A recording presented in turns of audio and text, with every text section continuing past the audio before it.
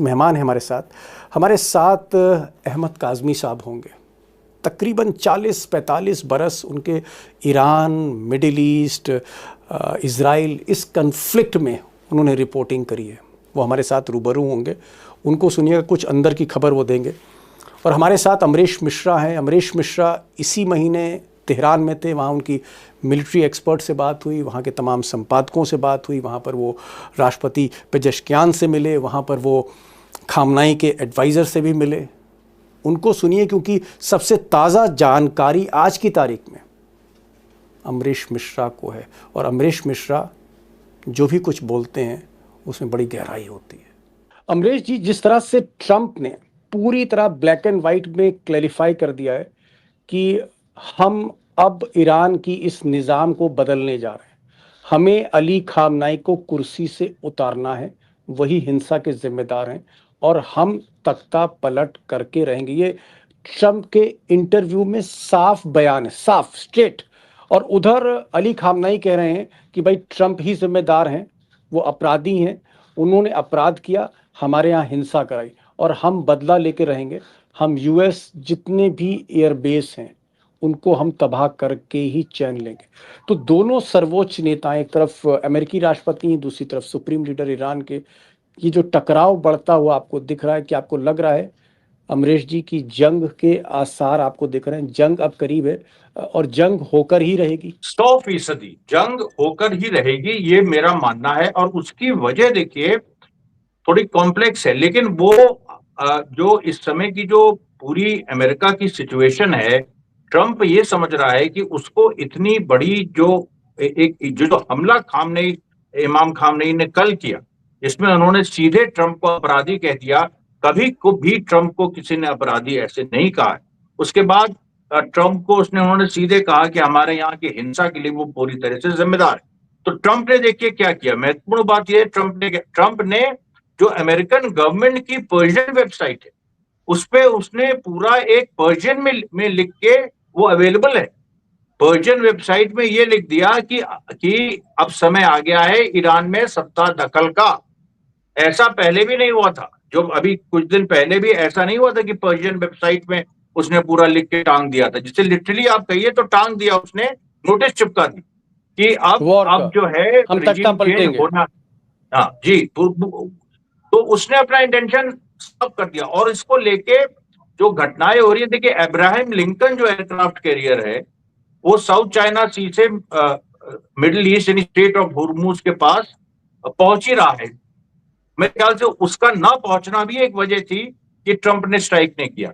Ibrahim Lincoln पहुंच रहा है और एक जॉर्ज बुश जो उनका एक और एयरक्राफ्ट कैरियर है वो भी पहुंच रहा है। ये दो नए एयरक्राफ्ट कैरियर ये पहुंच रहे हैं। और हमने पिछली बार आपसे जब बात हो रही थी 2-3 दिन पहले, तो ये बात हुई थी कि कहीं ना कहीं नेवल इश्यूज पे, जो नेवल तैयारी है अमेरिका की कमजोर है, इसलिए वो स्ट्राइक नहीं कर पाया। अब वो मजबूत हुई है।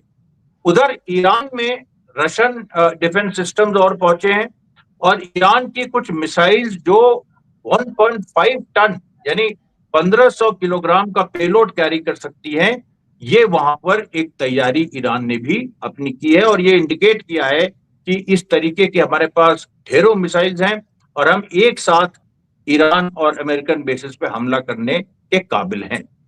जी। बड़ी बात अमरीश जी ने कही। उन्होंने कहा कि देखिए, वेबसाइट पर, अमेरिकन सरकार की पर्शियन वेबसाइट पर नोटिस चिपका दिया गया एक तरह से कि इस रिजीम को हम बदलने जा रहे हैं, अली खामनाई की रिजीम को हम बदलेंगे। दूसरी तरफ अमेरिका जो है अपने 2 जहाजी बेड़े, एयरक्राफ्ट कैरियर जिससे लड़ाकू विमान टेक ऑफ करते हैं, 2 बड़े जहाज, अब्राहम लिंकन, एक जहाज का नाम है, दूसरे का नाम जॉर्ज बुश है, दोनों जहाज ये मिडिल ईस्ट की तरफ, ईरान की तरफ बढ़ रहे हैं और एक जहाज पहले से ही वहां खड़ा है। इसके अलावा यूएस एयरबेस में हलचल दिख रही। तो कुल मिलाकर आसार, जो आप कह सकते हैं कि युद्ध के बादल मंडरा रहे हैं इस वक्त मध्य सागर में, मध्य एशिया में। क्या काज़मी साहब, आप तो लगातार टच में रहते हैं, चाहे ईरान के बड़े बड़े संपादक हों या वहाँ की पॉलिटिकल लीडरशिप हो, आपकी बातचीत होती रहती है। क्या इस तरह के संकेत मिल रहे हैं कि अली खामनाई ने मूड बना लिया है, मिलिट्री लीडरशिप को अलर्ट कर दिया है, आर्मी बैरक से बाहर निकल रही है, मोर्चा लेने जा रही है और जो मिसाइल इंफ्रास्ट्रक्चर है जिस पर ईरान को बहुत नाज है, जिससे इजराइल भी डरता है, क्या उस मिसाइल इंफ्रास्ट्रक्चर को बूस्टअप किया जा रहा है? यकीनी तौर पर देखिए, आयतुल्लाह खामेनेई वो फौज के कमांडर भी हैं, और उन्होंने जिस तरह से साफ ट्रंप के खिलाफ इतना मजबूती से क्रिमिनल कहना, वो खुद अपने आप में सिचुएशन को डिस्क्राइब कर रहा है, कि इशारे दे रहा है कि क्या कुछ हो सकता है। और लेकिन एक बात है, ईरान की तैयारी पूरी होने के साथ साथ उस सब के बावजूद ईरान पहले हमला नहीं करेगा। वो जो प्रिएम्प्टिव की बात बीच में कर रहे थे, कुछ लोगों ने इशारे दिए थे, वहां के स्पीकर ने और कुछ दूसरे लोगों ने, लेकिन अब तेहरान में ये तय किया गया है कि प्रिएम्प्टिव नहीं करेंगे, लेकिन अगर हम पर हमला हुआ तो हम जवाबी कार्रवाई बहुत मजबूत करेंगे। और बूस्टअप की जरूरत नहीं है, वहां ऑलरेडी बहुत तैयार हैं। कई शहर हैं अंडरग्राउंड जो मिसाइलों के पूरे एक अंडरग्राउंड उस फैसिलिटी का वीडियो एक बार जारी किया था, तो वहां के बड़े जिम्मेदार ने यह कहा था कि अगर हम हर फ्राइडे, उनका वीकेंड फ्राइडे में होता है, अगर हर फ्राइडे हम एक मिसाइल सिटी को दुनिया के सामने दिखाएं तो 2 साल लगेंगे। तो तैयारी उनकी ये जो 2000 मिसाइल की बात होती है, ये बहुत छोटा फिगर है। ये इससे कहीं ज्यादा ईरान के पास वो मिसाइलें तैयार हैं, जो इजराइल नहीं बल्कि और दूर तक भी कहीं अगर जरूरत पड़ेगी वहां तक वो पहुंच सकते हैं। जी जी जी जी जी, बड़ी आपने जानकारी दी कि मिसाइल सिटीज़ हैं जहां पर अंडरग्राउंड मिसाइल सिस्टम है, वो सब के सब रेड अलर्ट मोड पर हैं और सबके निशाने सधे हुए हैं कि किस यूएस एयरफील्ड पर किस मिसाइल से हमला होगा। ये सारा ब्लूप्रिंट पहले से ही तैयार है, ये वो कह रहे हैं। इस बात की जो है एक तरह से आप तस्दीक कर रहे हैं काज़मी साहब। एक सवाल मैं यहाँ पर करना चाहूँगा अमरीश भाई, क्या ये खबर सही है, ये सही है कि पिछले कुछ दिनों में चाइना के हवाई जहाज़ ईरान में तेहरान में उतरे हैं और इन जहाज़ों में, चाइना के जो जहाज़ हैं, इसमें मिलिट्री इक्विपमेंट था, सैन्य सामान था? क्या ये बात सही है? आपको वहाँ से कुछ लोगों ने बताया इसके बारे में कि चीन के 2 बड़े विमान या कई विमान उतरे हैं और इसमें से मिलिट्री इक्विपमेंट उतारा गया है? देखिए, एक तो मैंने आपको बताया था 2 जनवरी 2026 को जब मैं आ रहा था, तो इमाम खुमैनी एयरपोर्ट के पास ही मेहराबाद एयरपोर्ट है, मतलब पास नहीं है वो, उसका दूसरा ट्विन एयरपोर्ट है तेहरान का। वहां पर चाइनीज एयरक्राफ्ट तो लैंड हो रहे थे, वो बिल्कुल क्लियर था। और उसके बाद फिर जो डेवलपमेंट हुआ है, जिसमें रशियन कार्गो प्लेन्स और चाइनीज कुछ फाइटर जेट्स की बात मैं कर रहा हूं, वो उतरे। अब फाइटर जेट्स उतरने का मतलब यह है कि जो ईरान का एक कमजोर पहलू समझा जाता है कि मिसाइल्स तो उसके पास हैं, लेकिन एयरफोर्स अभी उतनी स्ट्रांग नहीं है, ये जो समझा जाता है, क्या इसको मजबूत किया जा रहा है? क्योंकि ये वहां पर जब ईरान में बात होती थी तो ये सवाल हम लोग पूछते थे कि एयरफोर्स के मामले में तो इजराइल और अमेरिका ज्यादा मजबूत है और आप मिसाइल के मामले में मजबूत हैं, तो इस चीज को क्या करेंगे? तो वो उन्होंने कहा था कि पहले से स्थिति अब बहुत फर्क हो गई है। हमने एयरफोर्स में अपने फाइटर जेट्स को भी स्ट्रांग किया है और बाहर से मदद आ रही है, ये बात भी साफ हुई थी। और ये देखिए, अगर अचंभा नहीं होना चाहिए अगर युद्ध होता है तो चाइना के फाइटर जेट्स यूज में आए, ये इसमें अचंभा नहीं होना चाहिए। काज़मी साहब, क्या चाइना के फाइटर जेट्स, चाइना के का सपोर्ट, टेक्निकल सपोर्ट, चाइना क्या इस बार आगे बढ़कर ईरान की मदद कर सकता है, अपने फाइटर प्लेन्स दे सकता है अमेरिका के खिलाफ, इजराइल के खिलाफ? आपको लग रहा है इस बार रूस की तरफ से भी और चीन की तरफ से भी, दोनों की तरफ से टेक्नोलॉजी और इक्विपमेंट और हथियार और जहाज देने की बात बिल्कुल तय हुई है। और ईरान भी ये उम्मीद नहीं करता कि वो डायरेक्ट आकर के जंग में शामिल होंगे, लेकिन वो इतनी मदद मिलती रहे। ईरान से कुछ एक्सपर्ट्स हैं जिनके से मेरी बात हो रही है, वो यही कह रहे हैं कि इतनी सपोर्ट भी रहे वो हमारे लिए, यानी ईरान के लिए काफी है। उनके पास अपनी तैयारी इतनी मजबूत है, फौजी तैयार हैं, मिसाइल तैयार हैं, और जो एयर डिफेंस सिस्टम्स हैं वो बहुत मजबूत हुए हैं। पहले से बहुत ज्यादा मजबूत हुए हैं। और अब वो जो साइबर हैकिंग और जैसे कि जून में शुरू हुई थी जंग, पहले दिन हैकिंग कर ली गई थी और उसकी वजह से वो सही वक्त पर काम नहीं कर सके थे, उस सब का इंतजाम बेहतर किया गया है। मुझे ऐसा लगता है कि इन तैयारियों का अंदाज ट्रंप को भी है, नेतन्याहू को भी है, और उन्हें ये जो अब ऑप्शंस जो हैं वो जरा कम होती जा रही हैं। लेकिन वो जो रिजीम चेंज करने का जो जुनून है, जो शौक है, जो चाहते हैं कि किसी तरह से आयतुल्लाह खामेनेई के हाथ से निकल जाए, वो खत्म नहीं हो पा रहा है। इसलिए जंग के इम्कान बहुत ज्यादा लगते हैं। जंग होकर रहेगी, क्योंकि ट्रंप जो कदम आगे बढ़ाने जा रहे हैं उसमें जंग लाजमी है, जंग के अलावा कोई विकल्प ही नहीं है। अमरीश जी, ये बताइए, ये जो रजा पहलवी हैं, क्राउन प्रिंस हैं और अमेरिका की गोद में बैठे हुए हैं, और ट्रंप और नेतन्याहू दोनों मिलकर चाहते हैं कि अली खामनाई की निज़ाम को, उनकी सरकार को हटाया जाए और रजा पहलवी को कुर्सी सौंप दी जाए। क्या रजा पहलवी को बैठाना, अगर मान लीजिए अगर खामनाई को किनारे कर देती है अमेरिका, तो क्या रजा पहलवी ईरान चला पाएंगे, या रजा पहलवी का वहाँ कोई वजूद नहीं है, मुट्ठी भर लोग हैं जो उनके नारे लगा रहे हैं? क्या रजा पहलवी सत्ता परिवर्तन में ट्रंप कार्ड है या नहीं है? मेरे ख्याल से वो ट्रंप कार्ड नहीं है। रजा पहलवी को इस्तेमाल किया गया कि भाई एक सिंबल, एक कम से कम सिंबल होना चाहिए कि जो पहले, क्योंकि देखिए क्या होता है कि जब रिजीम चेंज होता है तो आपको सिंबल की जरूरत होती है।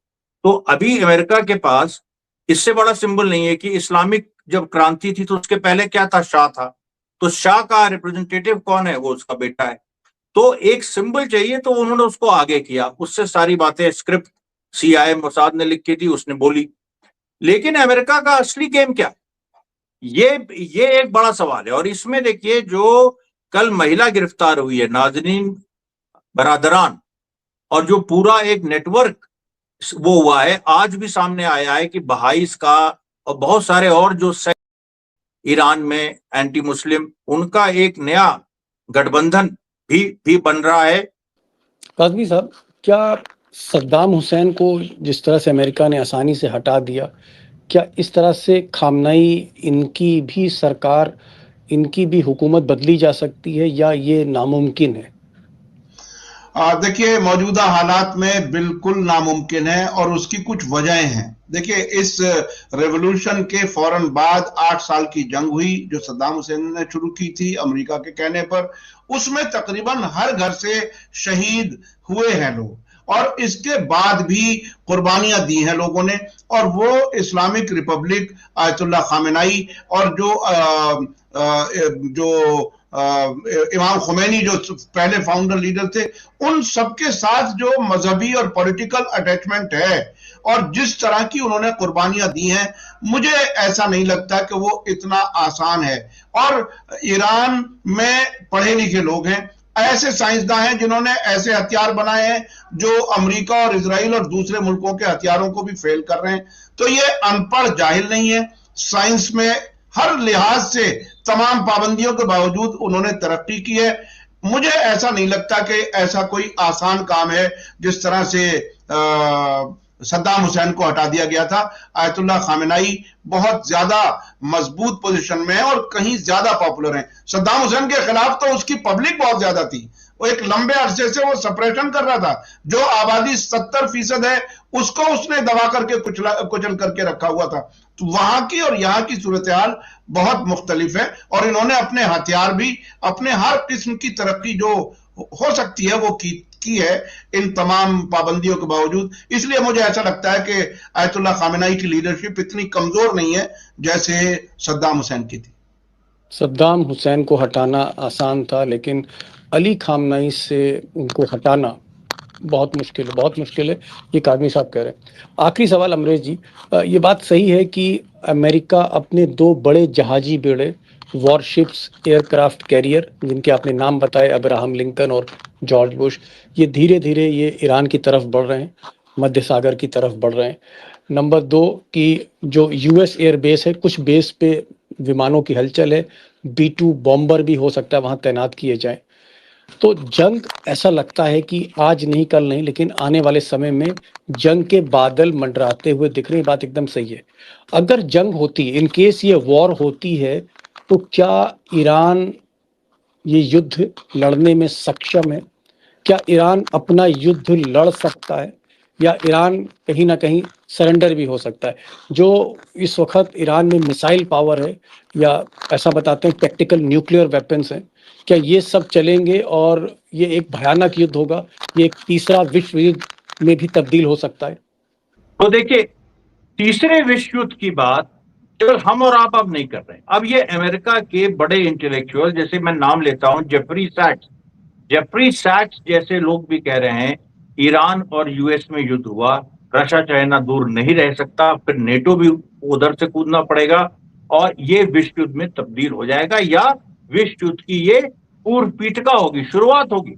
जैसे 1936 में Spanish civil war, second world war की शुरुआत थी, उस तरीके की जो पूरी जिस सिविल वॉर में हिटलर और स्टालिन दोनों कूदे थे, तो वो बिल्कुल एक तरह की पूर्व पीठिका थी।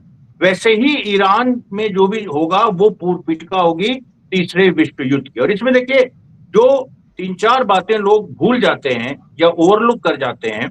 एक तो वो ये है कि जो ईरान के हथियार क्या हैं, अभी तक मुझे नहीं लगता है कि ईरान और अमेरिका में उसका पूरा असेसमेंट है, क्योंकि मैंने बहुत आर्टिकल्स पढ़े, और जो एक तो मैं वहां देख के आया, वहां पर पूरी सिचुएशन समझ के आया।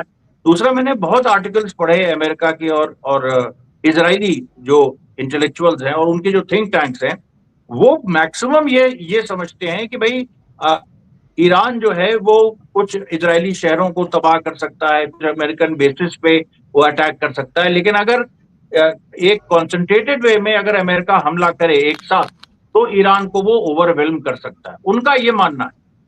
इसमें सबसे बड़ी प्रॉब्लम यही है कि वो समझ नहीं रहे हैं कि ईरान ने जो अपना डिफेंस जिस तरह से लेकर रखा है, वो बिल्कुल जैसे सीढ़ी होती है, एक सीढ़ी है, इधर है, एक नीचे है, एक ऊपर है, फिर ज़िगज़ैग तरीके से सीधी लाइन में नहीं है वो।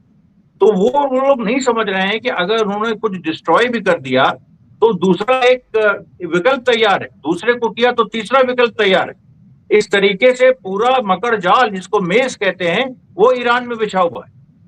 ओके काज़मी साहब, लास्ट क्वेश्चन है, क्योंकि आप मिडिल ईस्ट के एक्सपर्ट माने जाते हैं, और चाहे सऊदी अरब हो, टर्की हो, ओमान, कुवैत, ईरान, ये सब आपका कई बार आप इन मुल्कों में जा चुके हैं। मुझे एक चीज़ बताइए कि अगर ये जंग होती, जैसे आप दोनों इशारा कर रहे हैं, और आप क्या इशारा कर रहे हैं, ट्रंप और खामनाई साफ साफ संकेत दे रहे हैं, क्या टर्की और सऊदी अरब, दो बड़ी इस्लामी ताकतें जिनके पास मिलिट्री पावर है ईरान के बाद, क्या सऊदी अरब और टर्की भी पीछे से ईरान के साथ खड़े होंगे, और उनकी क्या ये मजबूरी है?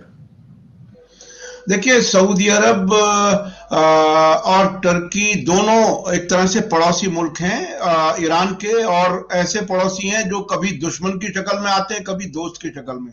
लेकिन इस वक्त जिस तरह से सऊदी अरब और दूसरे अरब मुल्कों ने अपनी बात रखी है, और उन्हें यह खतरा है कि अगर जंग छिड़ी तो उनके खिलाफ भी हमले शुरू होंगे, तो अब सूरत हाल ये बिल्कुल नहीं है कि वो इजराइल के साथ खड़े हों, लेकिन ईरान के साथ खुलकर के खड़े होंगे या ईरान को जंग में मदद करेंगे, ऐसा भी नहीं लगता है। तो मुझे ऐसा लगता है कि अगर वो अलग भी रहें, आइसोलेट भी रहें, तो भी ईरान के लिए वो काफी है। अगर सिर्फ जिस तरह से उन्होंने भरोसा दिया है सऊदी अरब ने ईरान को कि हम अपना एयर स्पेस, अपनी जमीन इस्तेमाल नहीं होने देंगे आपके खिलाफ जंग में, मैं समझता हूं उससे इजराइल की हिम्मत काफी कम हुई है और अमेरिका को भी बहुत कुछ सोचना पड़ रहा है। लेकिन ईरान के साथ ये हथियार लेकर के चल पड़ेंगे इजराइल के खिलाफ या अमेरिका के खिलाफ, ऐसा नहीं होगा।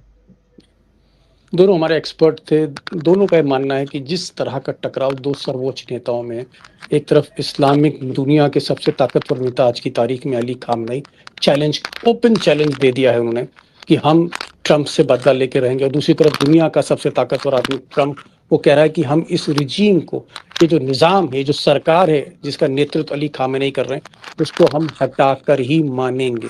जंग के आसार है, लेकिन एक बड़ी जो बात दोनों मेहमानों ने करी, एक्सपर्ट ने, कि इसमें एक तो रशिया और चाइना खुलकर आगे आएगा ईरान के साथ, और दूसरा जो बड़ी ताकतें हैं टर्की और सऊदी अरब, मिडिल ईस्ट की, ये न्यूट्रल, ये तटस्थ रहेंगी, अपना एयर बेस ये इस्तेमाल नहीं करने देंगी अमेरिका को। और शायद इसीलिए अमेरिका 2 बड़े एयरक्राफ्ट कैरियर, जिससे लड़ाकू विमान जो हैं वो टेक ऑफ कर सकते हैं, लैंड कर सकते हैं, उनको धीरे धीरे वो मेडिटेरेनियन सी, ईरान की तरफ क्लोज कर रहा है इस वक्त। बहरहाल होगा क्या ये तो मैं नहीं कह सकता, लेकिन हाँ दोस्तों, कोशिश हमारी होगी, और हमारे पास जिस तरह के मेहमान हैं, जिस तरह के एक्सपर्ट हैं, हम लोग तीनों मिलकर ये कोशिश करेंगे कि आपको अपडेट करते रहें, समय समय पर अपडेट करते रहें। जो भी बड़ा खबर ब्रेक हो रही है उसका हम आपको सही और भीतर तक एनालिसिस देते रहें, सच्ची बात आपके सामने रखें। काज़मी साहब बहुत बहुत शुक्रिया, आप आए इतवार के दिन, और अमरीश भाई आपका बहुत बहुत शुक्रिया। Thank you so much both of you. जिस तरह से आपने जानकारियाँ रखी हैं, मुझे लगता है बहुत सी जानकारियाँ देश में बाकी अखबार नवीसों के पास भी नहीं होगी। Thank you so much for joining this programme.